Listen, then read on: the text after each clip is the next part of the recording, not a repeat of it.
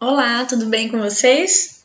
Hoje eu vou falar um pouquinho para vocês sobre a presença dos holandeses na América Portuguesa, em especial a presença deles, então, no Brasil, já que o Brasil é a América Portuguesa. É o tema 11 da nossa apostila, tá? Então, para começar, e antes de falar dos holandeses aqui, a gente precisa contextualizar o que é que está acontecendo e o que é que vai fazer os holandeses virem para o Brasil nesse momento. Então, é importante a gente saber o quê? Que os portugueses, desde o início da exploração da cana-de-açúcar, do plantio da exploração da cana-de-açúcar no Brasil, então desde o início do ciclo do açúcar, eles tinham presença marcada nesse ciclo. Por quê? Portugal, para resolver o problema da falta da mão de obra, trazia escravos da África. Portugal, para resolver o problema da falta de dinheiro, de investimento, fez um acordo com os holandeses. Os holandeses tinham a maior indústria de refinaria nesse momento, eles que refinavam o açúcar para revender, mas eles não tinham terras para plantar a cana-de-açúcar.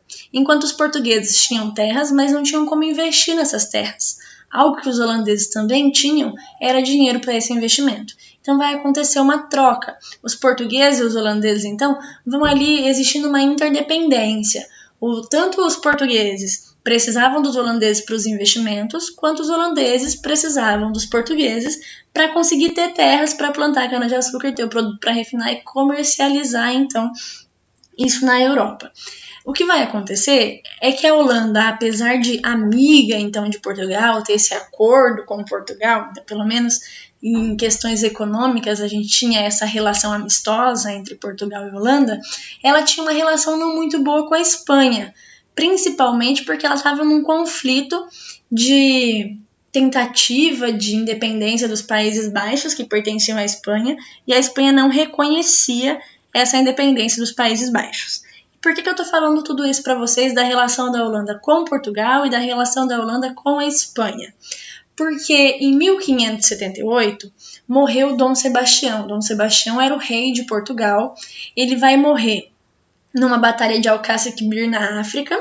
E nessa batalha, considera-se que ele morreu em batalha porque ele desapareceu, então nunca mais encontraram Dom Sebastião. Isso gerou, inclusive, uma ideia de salvacionismo, vai ter uma ideia de sebastianismo, que quando Dom Sebastião voltasse ou ressurgisse, a situação de Portugal iria melhorar, mas o que a gente sabe é que ele não foi encontrado. Como ele era muito jovem, ele morreu sem deixar filhos, então ele não deixa herdeiros. Quando um rei morre, normalmente é o filho que assume ou o parente homem mais próximo. Então se começa a buscar um sucessor ao trono português. E esse sucessor é encontrado em 1580. Em 1580 eles vão encontrar Filipe II, que era um parente distante, mas era um parente homem. O grande problema de Filipe II aqui é que ele já era rei. Ele era rei da Espanha. Então não existe um rei que é rei de dois países. O que é que ele faz? Ele vai unir Portugal e Espanha no que vai se chamar então União Ibérica. O que é a União Ibérica?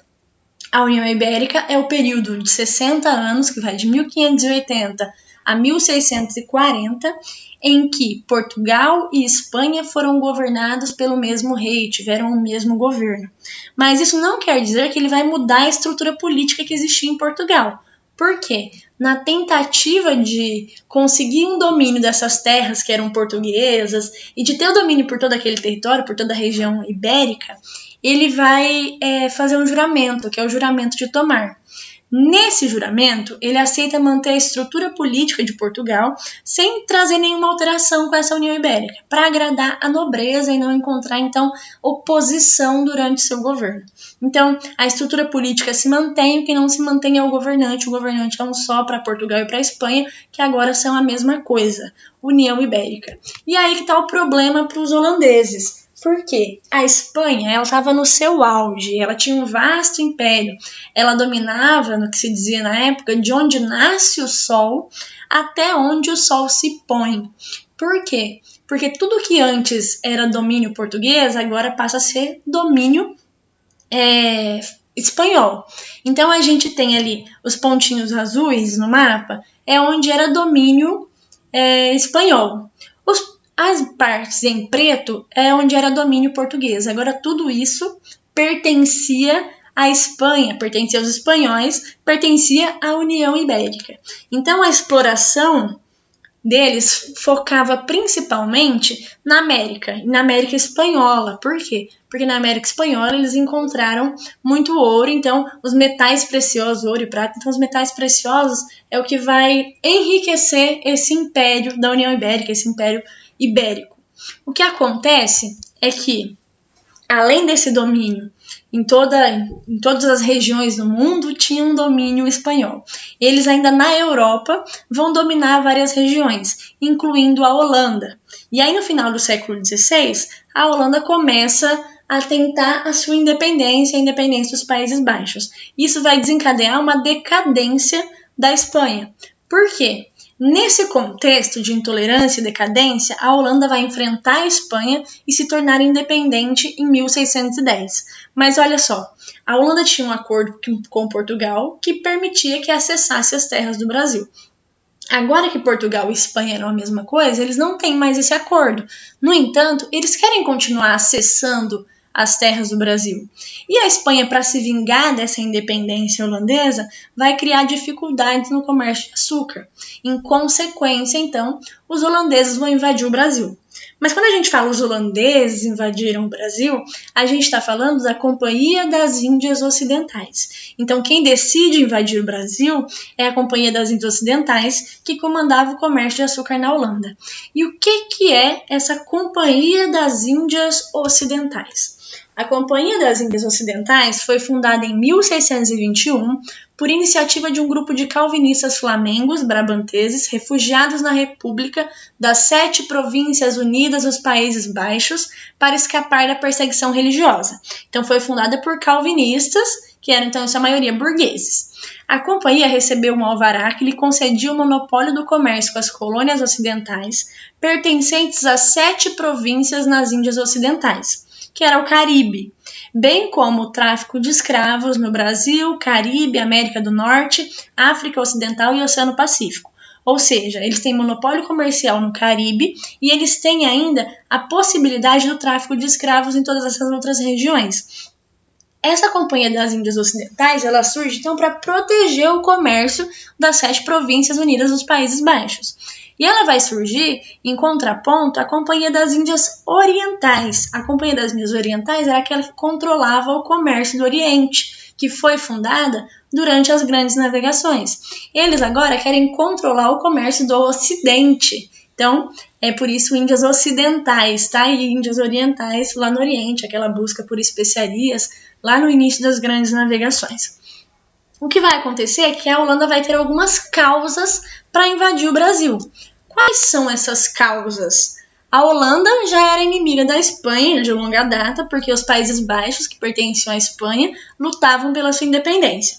E o governo espanhol proibiu os holandeses de comerciarem o açúcar brasileiro. A segunda causa é que a lavoura de cana-de-açúcar no Brasil foi implantada com tecnologia e capitais flamengos, capitais holandeses. Os holandeses refinavam o açúcar brasileiro e distribuíam para o resto do mundo, que eram as etapas então mais lucrativas da atividade canavieira. E eles foram proibidos de fazer isso pela Espanha, então esse foi o segundo motivo. E o terceiro, com as invasões, os comerciantes holandeses desejavam conquistar as áreas produtoras de cana-de-açúcar e retomar o refino e comércio de açúcar que lhes havia sido proibido. Então, eles queriam retomar esse comércio. Então, eles tinham 3 bons motivos econômicos para dominar essa região. E aí, eles vão tentar. Em 1624, eles vão atacar e dominar Salvador. Salvador era, então, a capital da colônia, o centro administrativo da colônia, era onde estava a sede do governo geral. A ideia de atacar Salvador acontece por quê?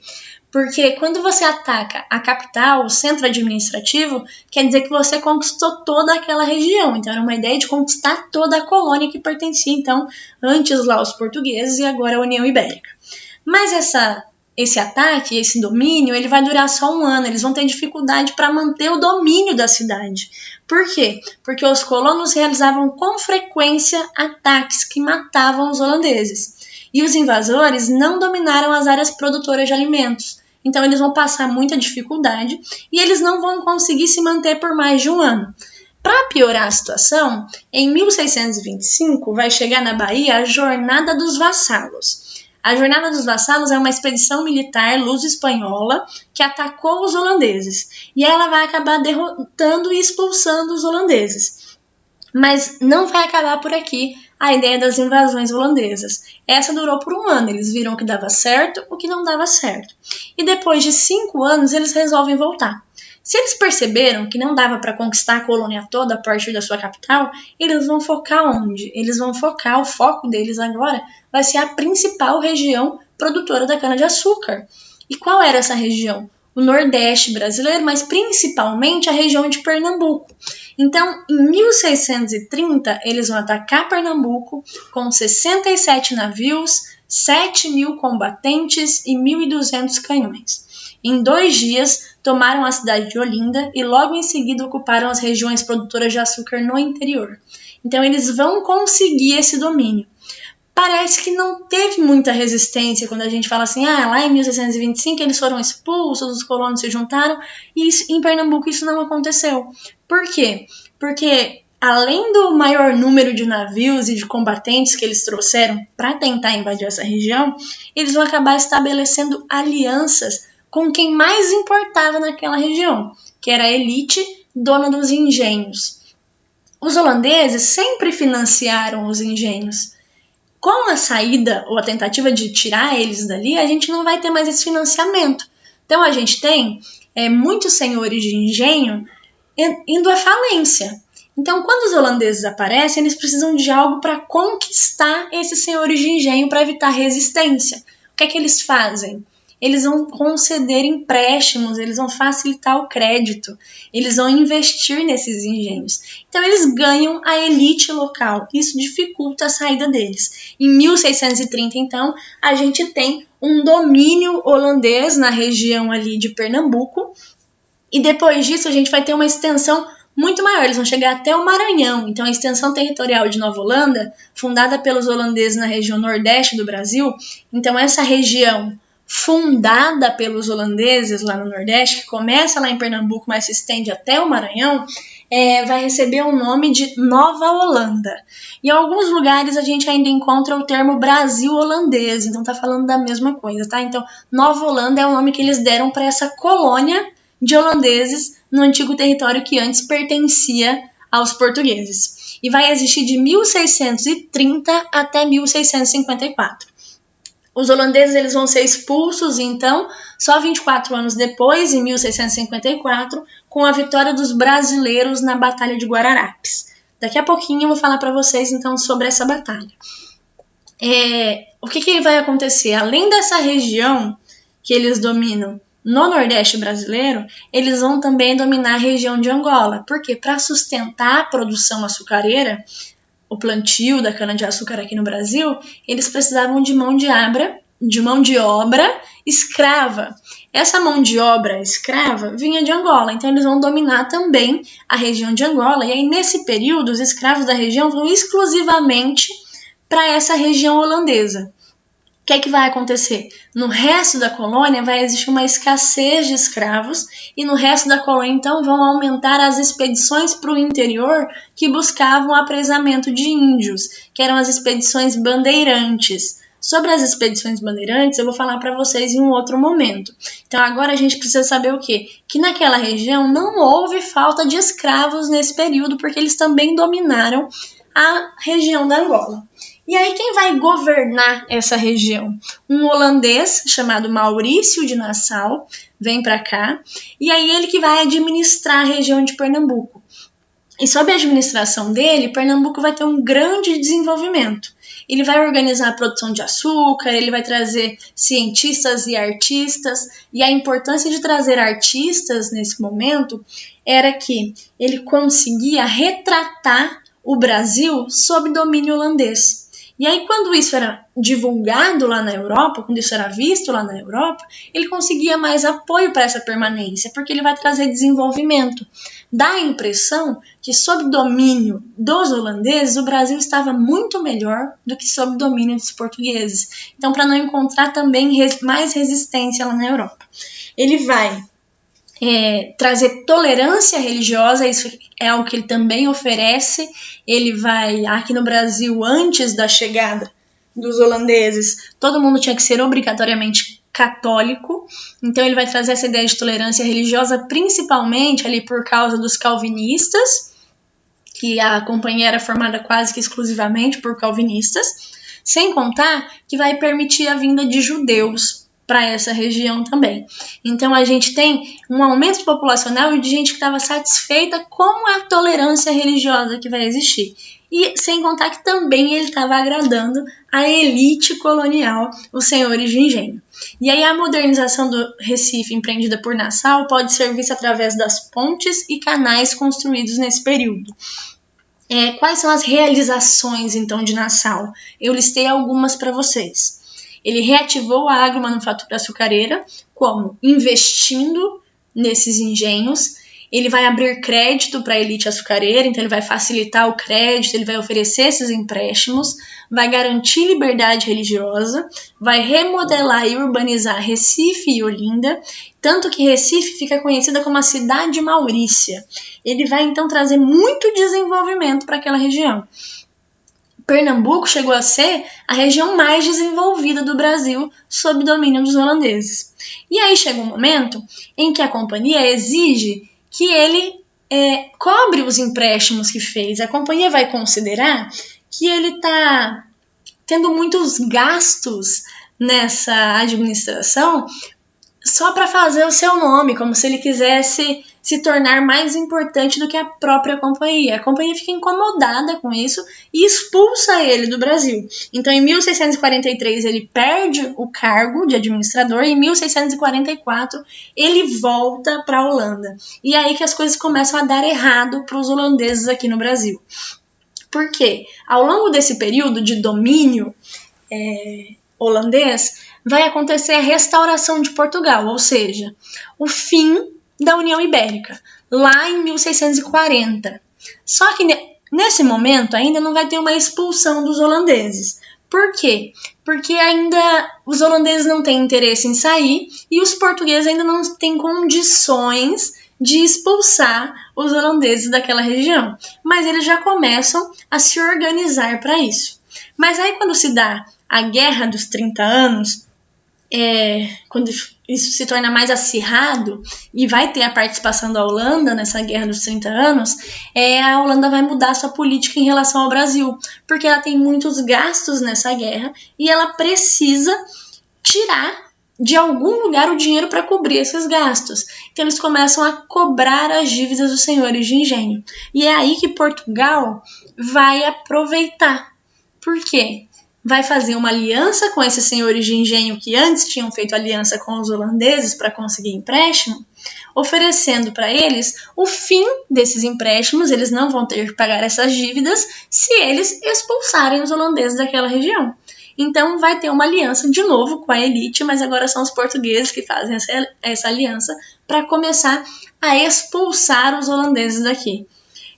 Isso começa lá em 1640, começa a se desenhar essa ideia de expulsão desde a reconstrução de Portugal, da restauração de Portugal, mas isso fica mais evidente na Batalha de Guararapes, que acontece em 1648. A Batalha de Guararapes é um momento muito importante para a história do Brasil, porque a gente tem um exército que é genuinamente brasileiro. Quando eu falo genuinamente brasileiro, eu estou falando de nativos. É um exército formado principalmente por nativos, que vai lutar contra os holandeses, e os holandeses vão perder a Batalha dos Guararapes. Tanto que essa batalha ela acontece no dia 19 de abril de 1648. E esse dia, o dia 19 de abril, é um dia em que se comemora duas datas importantes para o Brasil, e as duas datas têm relação com a Batalha dos Guararapes. A primeira é o Dia do Índio, que é no dia 19 de abril, e com a relação a gente tem nativos lutando ali pelo Brasil, bem entre aspas, porque o interesse que eles defendem na verdade é o interesse português, tá? E a gente tem também, no dia 19 de abril, o Dia do Exército Brasileiro. Por quê? Essa é a primeira formação de um exército genuinamente brasileiro. Então, por isso, dia 19 de abril, Dia do Índio e Dia do Exército Brasileiro, é o dia também, o dia em que aconteceu a Batalha dos Guararapes, lá em 1648. A expulsão dos holandeses começa efetivamente aí. Aí a gente vai ter algumas batalhas, além da Batalha dos Guararapes, que foi travada em 48 e 49, a gente tem a Batalha de Campina da Taborda, que é a assinatura em 1654 da capitulação do campo de Taborda, em frente ao Forte das Cinco Pontas, no Recife. Os holandeses vão deixar o Nordeste brasileiro nesse momento, com a assinatura da Campina da Taborda. Então, expulsão completa dos holandeses em 1654. Então, vamos lá para uma linha do tempo.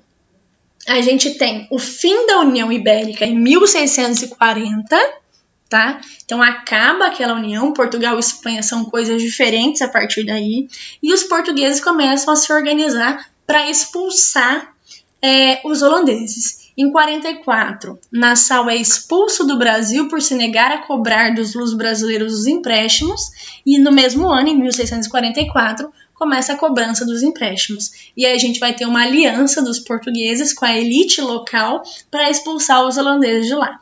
Em 1654, após muitas guerras e conflitos, finalmente os colonos portugueses, apoiados por militares de Portugal e Inglaterra, conseguiram expulsar definitivamente os holandeses do território brasileiro e retomar o controle do Nordeste. Então, isso volta a pertencer a Portugal. Só que isso vai trazer algumas consequências. Por quê? Com a invasão holandesa, os holandeses vão levar a produção da cana-de-açúcar para as outras colônias que eles tinham lá na América Central, nas Antilhas. Então, eles vão levar a cana-de-açúcar para as Antilhas e essa produção vai se tornar concorrente quando os holandeses vão embora. Por quê? Os maiores investidores da produção de açúcar no Brasil eram os holandeses. Quando eles param de investir aqui, eles vão investir onde? Lá nas Antilhas. Isso vai causar uma decadência do ciclo do açúcar no Brasil. Então é como se a sociedade açucareira estivesse se desfazendo a partir desse momento. Ela vai entrar em decadência, a região vai estar devastada por causa das guerras de expulsão dos holandeses, não vai estar conseguindo se reconstruir e ainda vai encontrar um grande concorrente, o que antes não existia. E outra consequência desse período é que após a União Ibérica, o Tratado de Tordesilhas foi extinto. Então, gradativamente, o lado português foi sendo ampliado. Por quê? Durante a União Ibérica não existia Portugal e Espanha, tudo pertencia à União Ibérica. Isso facilitou a entrada para o interior do Brasil, as entradas para o interior do Brasil, o que vai acabar causando essa ampliação do território quando ele volta a ser dos portugueses. E aí, com a queda do açúcar, com esse declínio, da produção açucareira no Brasil, vai começar uma nova era, porque a gente considera que com o fim dos holandeses, da permanência dos holandeses no Brasil, a expulsão deles daqui, a gente vai ter que buscar uma alternativa. Então, com essa concorrência sendo criada, a decadência do ciclo do açúcar e o fim mesmo do ciclo do açúcar, resta a velha esperança dos metais preciosos, que não tinham sido encontrados ainda na América Portuguesa, mas já haviam sido encontrados na América Espanhola desde o início da colonização. Então, começam a buscar metais preciosos no interior do Brasil. E aí é um momento interessante porque a gente vai ter expedições bancadas pela coroa portuguesa, que vão receber o nome de entradas. No entanto, muito mais expedições que eram particulares, de gente que estava tentando conquistar o tal do prestígio social, conquistando terras, conquistando escravos, que vai também para o interior do Brasil. E aí essas expedições, que em sua maioria eram particulares, elas acabam sendo chamadas de bandeiras ou expedições bandeirantes, tá? E é esse acesso, então, ao interior do Brasil que vai, por consequência, encontrar o ouro, finalmente, encontrar metais preciosos no Brasil. E aí a gente vai iniciar um outro ciclo, que é o ciclo do ouro. E é claro que esse é um ciclo também com muitos conflitos, mas isso a gente vai trabalhar nas próximas aulas. Eu espero que vocês tenham gostado. Por enquanto é isso. Até a próxima aula.